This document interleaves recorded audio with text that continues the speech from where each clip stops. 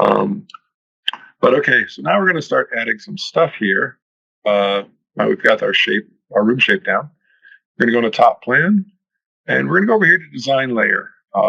You right click and do new, and I'm going to create a video layer. You'll see why I do this in a little bit. We hit OK. So now we go over to our tool sets again. And you can undock these and put them on another screen or something. I just got it all close here so it's easier for the record. And we go into the event design dropdown in Spotlight. This is going to be your best fucking friend. Here are seating designs, drape, stanchions, decks, railings, televisions, projectors, LED walls. You can actually geolocate shit and stuff, so it ties to GPS coordinates if you want to. Line arrays, general speakers, and video cameras. So we're going to start with basically, we're going to put a tripod screen in here. So we're going to go to our video screen tool here. And then you just go over to your room, click on it, and it gives you this huge drop down of all kinds of crap. So we're going to make it a 16:9 screen, but we're going to make it smaller. So we're going to make it just an 8-foot tripod screen. So that'll be 4 by 8 by 8 feet, frame, no frame, screen support. We can actually pick goalpost legs like with the daylight. The roll up, roll down cases are those big old screens that kind of scissor jack out. And then there's tripod screens, which is what we normally deal with. You can add a dress kit, which is going to put a skirt on it. And we'll edit a screen image here in a minute. We'll hit OK. And it put a projector in the room. So now we'll use our select tool, kind of put her in the corner. So here's all of our information on the projector again. You can actually, this 0 here correlates to the screen height. If I go to 3D, the screen is on the floor. Why? Because it correlates this Z to the screen height. So we're going to make it the standard 36 inches, 3 feet off the floor. And you see, it gives it a little dress kit because I have the dress kit thing clicked here by tripod. You can also change the dress kit. It's always nice, especially when you're doing lighting and stuff. I'm a big fan of gray drape. Just gives lights a little bit more to work with than just the usual flat black that's usually covered with white fucking lint. Drives me nuts. You can get into pleats. You can turn the projector off. You can turn the cone off. This is something we'll use in a little bit. The projector, you can actually tell what kind of projector. Because this is a tripod screen, typically we use a briefcase projector. Place the lens based on, we can actually tell it lenses or actually give it physical distances. Its vertical position of the projector. Screen aligned to top, if like we were rigging something. Aligned to bottom, typically.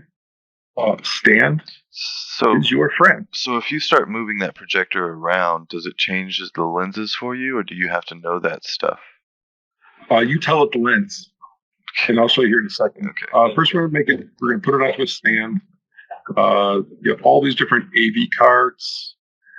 You have projection truss towers, which are great for front projection plays and stuff, like a lot of the ATX stuff does. And then safe house. So we'll just go back into top view real quick. Now, place based on lens. You can actually tell it what lens the projector has, what lens you're going to put into the projector. And then, so say it's a variable lens, like a 2 to 2.5. You can then type in the actual zoom factor to see if it'll actually work in the space.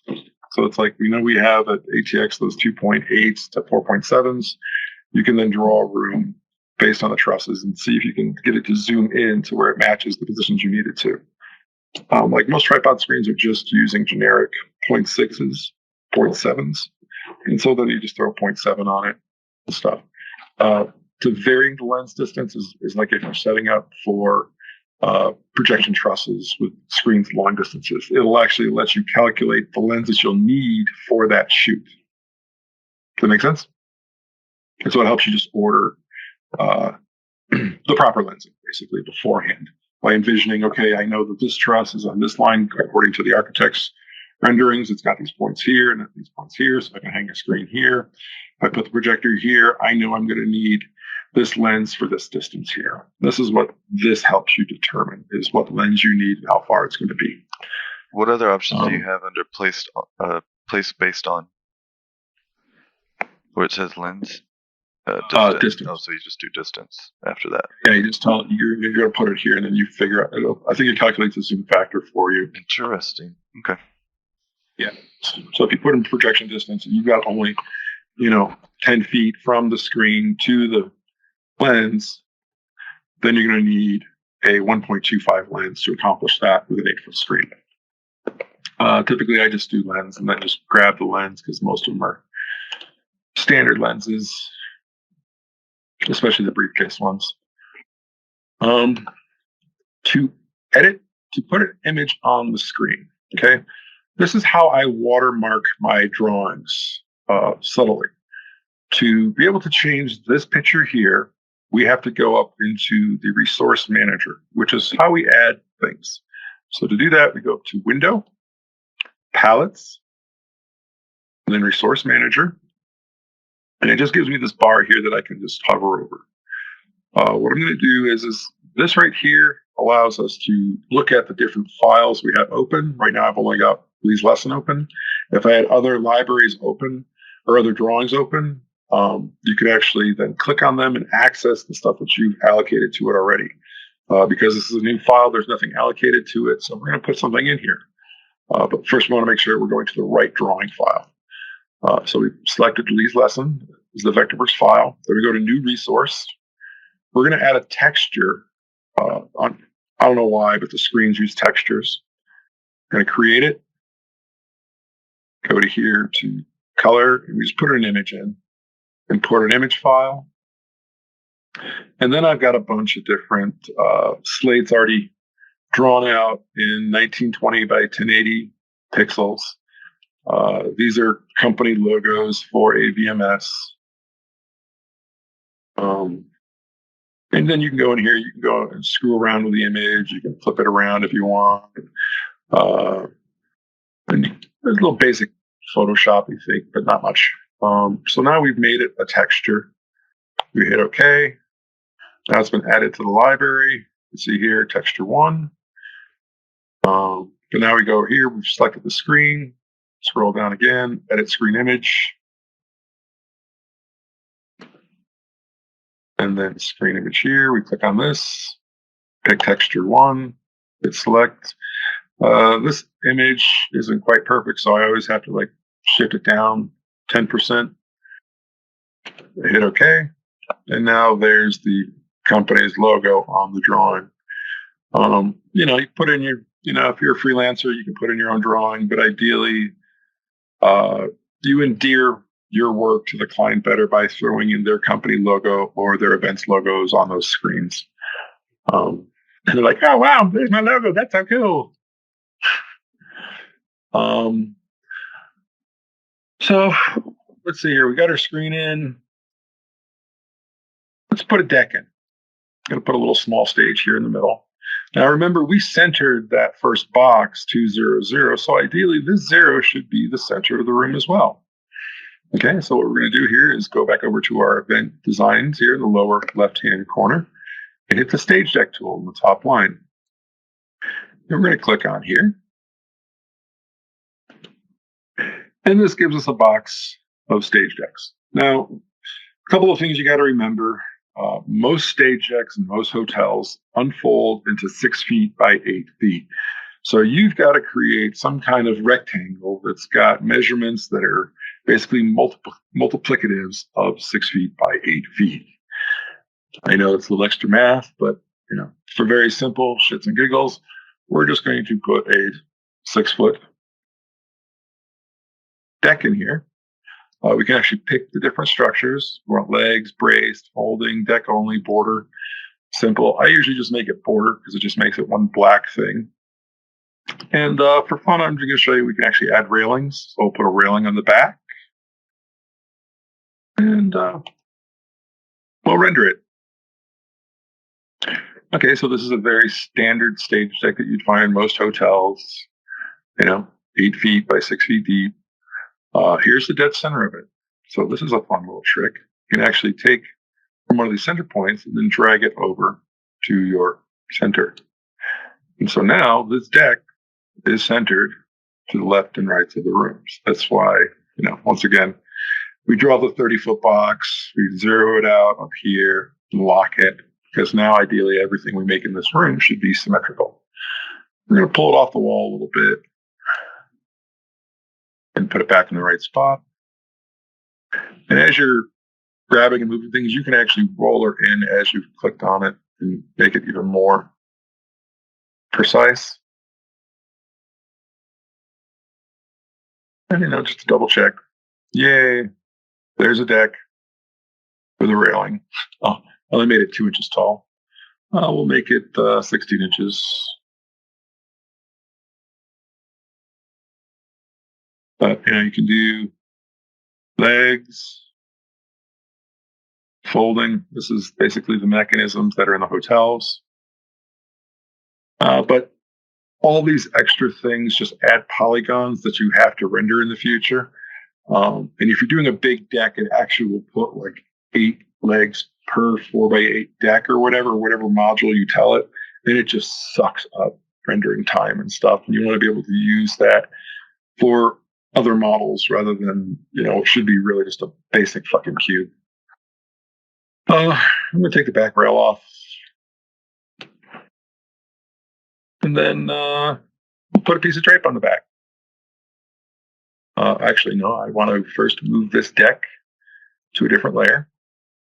We can actually, once again, make the layer down here, or we can just go up here to layer, hit down, hit new design layer. I'm going to call it stage and drape. You can see how it's grayed out here. Well, down here, it actually lets you give you layer options. You can gray your other layers. So if they snap, I like to show them. That way I can see what I'm working with. And, it just looks cool. It basically is the rendering as we go. Let's see here, piece of drape. We're going to draw basically from one corner to the other side. Once again, drop downs your height, feet. We can actually make it a curtain, a border, a pipe and drape. Curtain is basically what we would hang off of a piece of truss. Pipe and drape actually gives you all the sliders and everything. So just put it in there. And you can see basic black pipe and drape. Over here, we can get into other things. Slider options. Industry standard is 8 to 14. Ideally, you want to have a 10-foot stretch on that pipe, because then a 13-foot piece of drape, which is the industry standard, gives you the proper fullness for ice ripples for light. You can go in and change base options, which is a fun little OCD thing. I'll show you here. Go to top view. You've got the bases here. Typically, industry standard is 18 by 18. And then you can actually change its position, pins, and stuff. And I know it's goofy OCD stuff, but if you want to select the drape against the wall, you put in the hole against the edge there and stuff. And, you can we can show the uprights, or we can turn them off. Actually, it's a little bit easier to see. Like right now, you can see the steel uprights. Turn those off. Turn those off, and it just gives you the drape.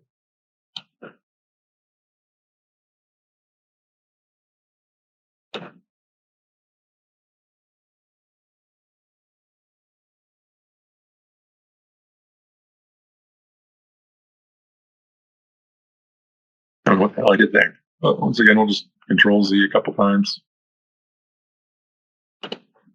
It'll actually hold 100 undos for you, and then a base of 5 autosaves. You can change it so it can be even more autosaves and undos and stuff. But once again, you just start eating up hard drive space if you start having that many things you're storing. Let's see here. Let's move the screen over a little bit. Let's turn it into the audience a little bit with the rotation. Nope, that's not the way I wanted it to go.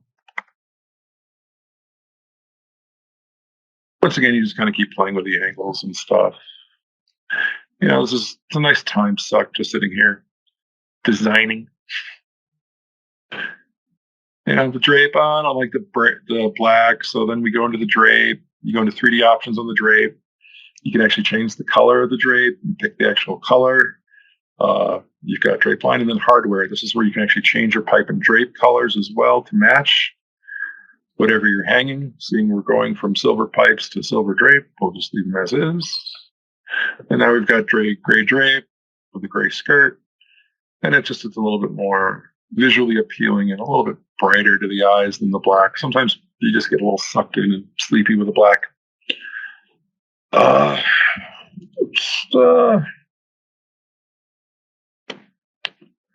First, let's move the drape to stage and drape. That's all you do is just click that. And then if you want to work on the stage and drape layer, all you do is you just click on it down here. You can then only work on the stage and drape pieces. That's why I like to separate stuff. I can actually go in here and then I'm only screwing up this shit. I can actually turn it off. So when I work on another layer, it's not in my way and stuff. And it just helps you organize things because, audio guys don't need to look at the video shit. Video guys don't give a crap about the audio stuff, and lighting, well, they're just the bastards anyways and stuff. So this allows your project, basically your department leads, you give them this drawing before the show. They can turn off the crap they don't want to see and they can work within the areas that they need to be able to model their shit more effectively and stuff. Lighting guys can actually pre-hang and DMX lights and actually create truss tapes from this. It'll actually print out basically a cash register kind of receipt with, the distances between lights, and then lights will be printed every however many you lay it out in Vectorworks. And then you just literally just stretch that tape over the truss, and then it gives the stage hands the place, okay, you put the light here, it becomes this number. And you're not putting tape with writing shit, it's all done for you, and it's so much faster. Sorry for the rant, but that's me being me. We're going to do one other thing. We're going to add a speaker. Oh, no, actually, we'll put a TV in here first. We're going to give them a downstage monitor. So we'll be in the video editing layer. We're going to go over here to television tool. We're going to put a monitor right here on the floor.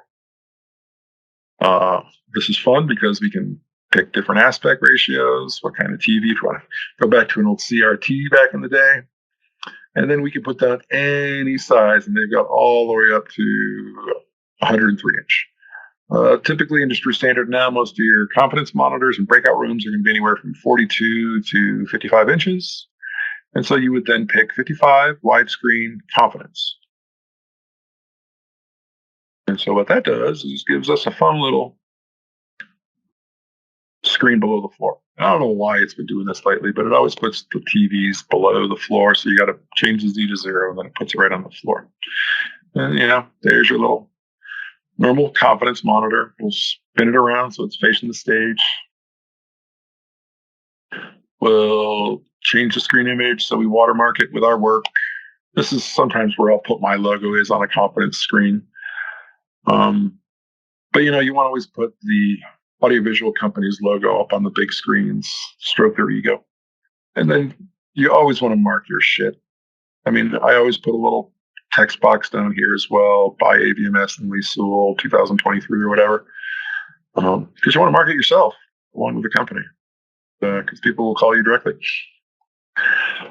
Okay, so here's a basic downstage monitor screen. If you want to play around and add different kinds of monitors, this has got tons of them. If you want to make it like a 60-inch portrait, or something like you want to hang on a wall or something,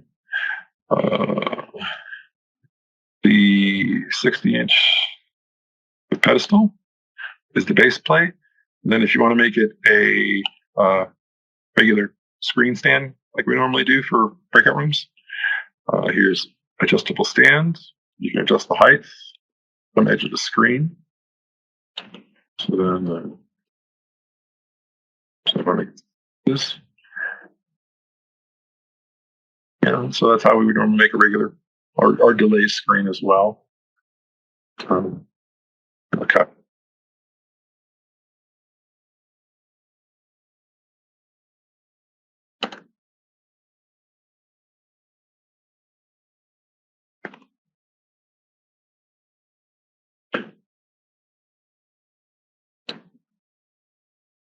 And this would be like a little delay screen for crappier rooms or blind people or something, or bigger rooms, definitely. Turn this back into a conference monitor again. I'm going to put it on the other side of the stage, though, as you'll see here in a second.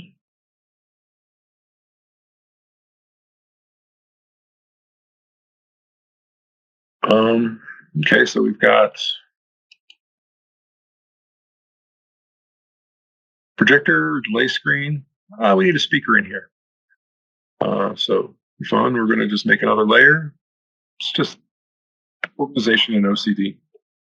Make an audio layer. We go over here to speaker tool, and we click on where we want it, and then we select the symbol. And here is the entire catalog of pretty much every speaker manufacturer across the world. AVMS's catalog in Seattle is mostly Nexos. So I typically put in a PS15 because they've got 25 of them in the Seattle office. And then we go down and we get into listing heights and all kinds of stupid things. But the main thing we want to look for is support, tripod, and then tripod stand height. And typically we set our bottom of our speakers to 7.5 feet, which is 66 inches. If you want to be really stupid nerdy, have fun with it, you can rotate the speaker, maybe not towards the wall. And you can even spin the stand around, which I know is for OCD, but be me. I'm just being a dick. So you can actually show the setup hand. I want the feet this way. Yes, I know it's ridiculous, but clients pay a hell of a lot of money for us to do this bullshit. So we want to make sure that we're handing stuff off. Yeah, I mean, it's 6 feet high. It's too high for the room. We can put it back down to.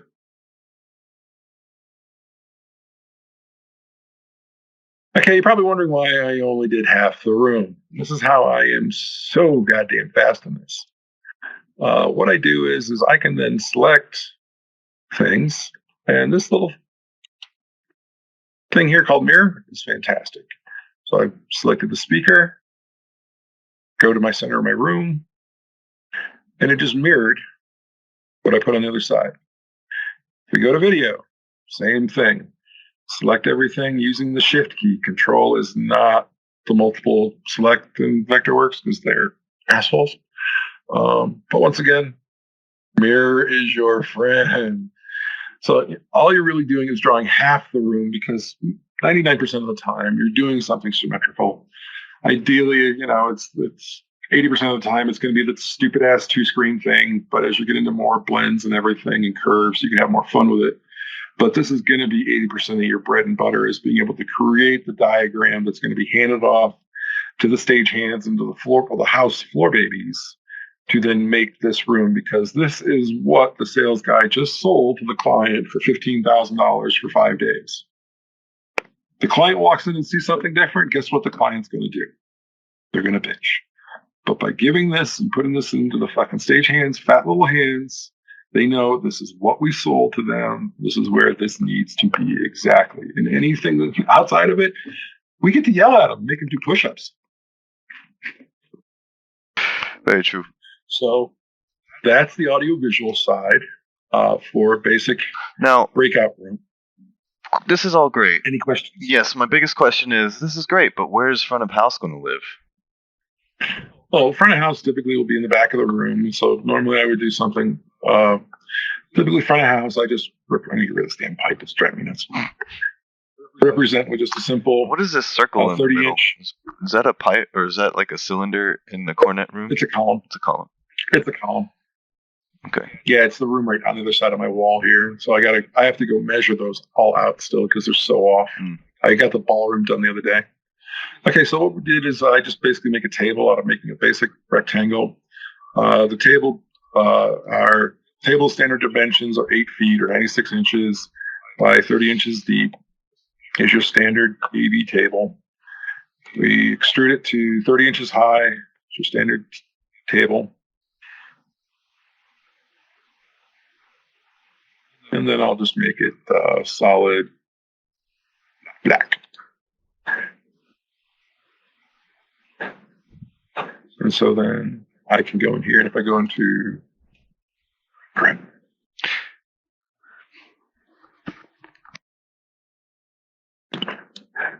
in here I can adjust it, see how far I am from the wall. We can go into a resource manager and have some real fun and go into entertainment, audio controls, like Yamaha Behringer. Okay, let's see, Behringer. Like if we want to drop a audio console on here, you just drag and drop it from the resource menu and put it on the table above instead of below the table. You can have a Yamaha CL3 on your control table. So I understand that you're going to make a front of house. I'm just curious, what about cables? Like, how does somebody packing know that, like, oh, they're going to have to run it down here based off of this footage? Like, can you get that data? You can actually do cable mapping. It's under. I think it was under detailing. Yeah, there is a. I think it's those little squiggle lines at the bottom. No. There's a shaft breaks. Never mind. There is a cabling tool where you can even get down to the component and annotate input 1, go this way to this way to this way. Is that how deep you're getting into it? No. Typically, I get just the room dimensions. The last thing that we normally do for these drawings is seating. And to do seating, you basically draw a basic shape in the area you want your seats. Ideally, you want to keep some room for people to walk around. So we just draw a rectangle, kind of move it where we want it, stretch it.